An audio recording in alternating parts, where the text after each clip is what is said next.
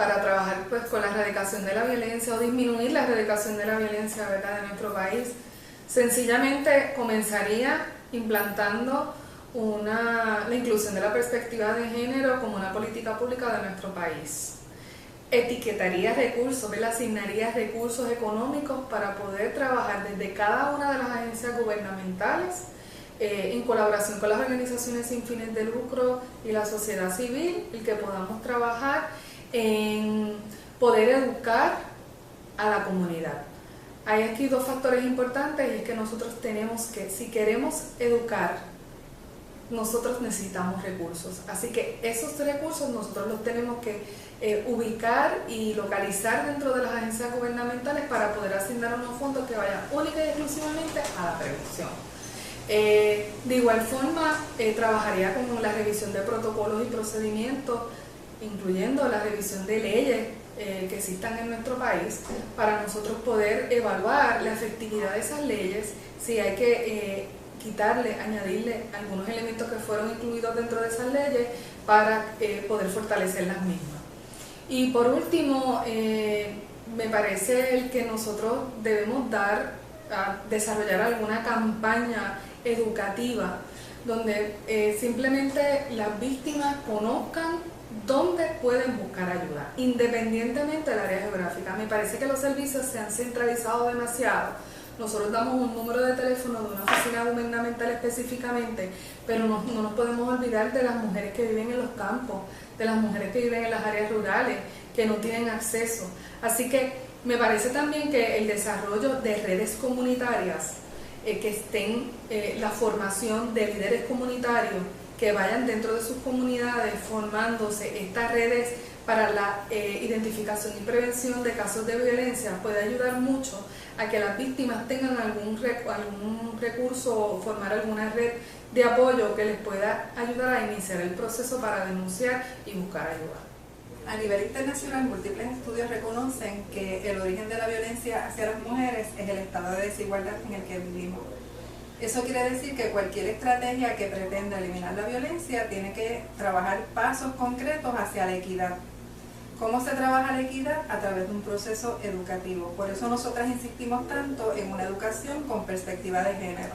¿Por qué? Porque cuando hablamos de perspectiva de género estamos hablando de permitir que la gente analice la realidad de las mujeres y la realidad de los hombres, considerando cómo esas desigualdades nos restan oportunidades, nos hacen vulnerables a la violencia, nos someten a la pobreza, nos quitan la oportunidad de desarrollarnos plenamente económicamente.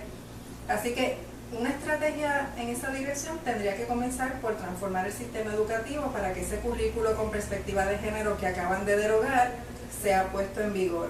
Tendría que trabajar con el sistema de salud para que en todos los hospitales se implementen los protocolos para identificar los casos de violencia doméstica o agresión sexual y se trabajen con sensibilidad. Tendríamos que reformar el sistema de justicia para que ni un solo fiscal, ni una sola fiscal que no entienda las dinámicas de la violencia de género tenga acceso al manejo de esos casos. Habría que reeducar a los jueces y a las juezas para que aprendan a ver los casos y la evidencia no desde sus prejuicios personales ni sus ideas religiosas, sino desde la realidad de los hechos. Y tendríamos que trabajar con una policía como la que tenemos ahora, que sigue siendo un cuerpo eminentemente machista y jerárquico y que todavía está prácticamente en una sindicatura por el gobierno federal por violaciones de derechos civiles. A nivel social tendríamos que trabajar con educación comunitaria y concienciación para erradicar todos los mitos sobre lo que son las mujeres y por qué nos merecemos la violencia. Y a nivel económico hay que crear oportunidades de desarrollo económico, pensadas desde la lógica de las mujeres comunes y corrientes que a lo mejor no tienen transportación, no tienen cuidado de niños, no tienen apoyo familiar, y todo eso tiene que trabajarse para que puedan acceder al mercado laboral o iniciar empresas. Así que de lo que estamos hablando es de una estrategia que no puede venir de un solo lado, sino que tiene que involucrarse gobierno, organizaciones y sociedad en general, para crear ese espacio en el que las mujeres sean valoradas como seres humanos y vistas como seres humanos, sus vidas puedan ser respetadas, que nadie se sienta dueño o dueña de esas vidas y con el derecho de disponer de ellas. Pero definitivamente una política pública con perspectiva de género, no solamente a nivel de educación pública, sino a todos los niveles, ¿verdad? En todas las agencias, con todos los funcionarios y funcionarias, hacer un esfuerzo, ¿verdad?, de abajo hacia arriba, no solamente, ¿verdad?, desde las estructuras de poder, sino desde las comunidades, volver a las comunidades. En las comunidades hay mucha sabiduría, hay mucho espacio para dialogar, hay mucha...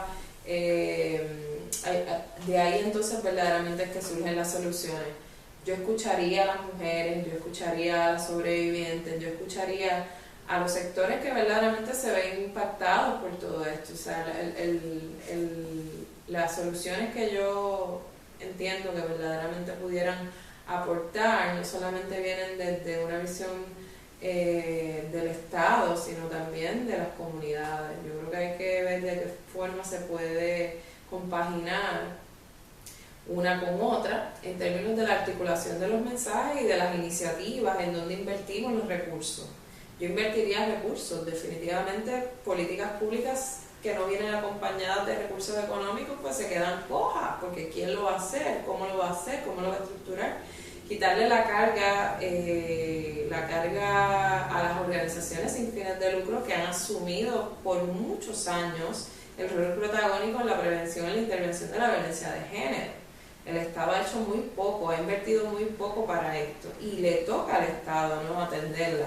Así que esa carga carga quiero decir en términos de responsabilidad, de depositar en las sin fines de lucro el rol de atender a toda esta población, pero nos dejan solas. Así que eso habría que eliminarlo, habría que enfocarlo de otra manera. En términos de legislaciones, ¿verdad? Ya Puerto Rico es un país sobrelegislado, así que ver de qué forma las legislaciones existentes están funcionando y cómo lo podríamos potenciar de una forma más adecuada. Yo invertiría mucho esfuerzo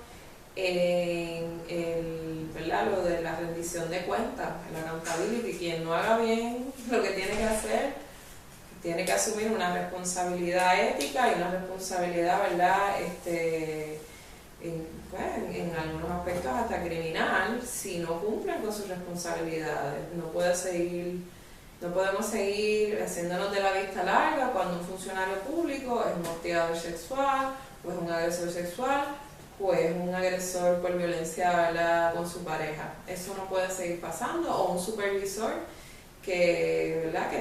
una supervisora que tape a una persona que ha incurrido en algún tipo de delito o ha tomado decisiones incorrectas. O sea que eso es bien importante para que asegurarnos de que todo el que está supuesto a hacer algo lo haga. Tiene que haber una supervisión a todos los niveles. Y seguir generando instancias de educación. Y mucha educación. La educación es la clave, lo hemos dicho, suena así como clichoso, suena abstracto, pero en la medida en que nos educamos, ¿verdad?, vamos a poder entonces, hay un proceso, ¿verdad?, de uno educa, recibe información, la aplica, la internaliza y entonces actúa. O sea que es un proceso muy largo, que comienza con obtener la información y entonces luego aplicarla a la acción. Basta con que yo te entienda a ti como persona. Porque la cuestión de género es importante. Lo que pasa es que el género tiene una base fundamental que es su dignidad. Y yo, independientemente sea varón o hembra, si me acostumbro a respetar la dignidad de esa persona humana, entonces, independientemente sea varón o hembra, la respuesta mía va a ser de respeto, de aceptación, de inclusión, de acompañamiento. Ese nivel de conciencia es el que tenemos que tener para que esto se acabe de raíz. Pero además tenemos que señalar que esto es un proceso. Las cosas no suceden de cantazo, no caen de paracaídas las soluciones tampoco, y menos en una sociedad como la que vivimos, altamente complicada y compleja. Porque todos estos problemas son multifactoriales. Por lo tanto, si nosotros desde una perspectiva psicosocial y espiritual reconocemos y le damos la atención suficiente al ser humano para no pretender eliminarlo de raíz, ni para pretender ponerle un sello, y funcionamos un poco más en la línea de la inclusividad, pues entonces nosotros en el camino, como una cuestión de proceso, porque fíjate que los procesos son más importantes que los resultados, el camino que hacemos de respeto y de acompañamiento y de reconocimiento de lo que cada cual es, va a tener un final muy feliz.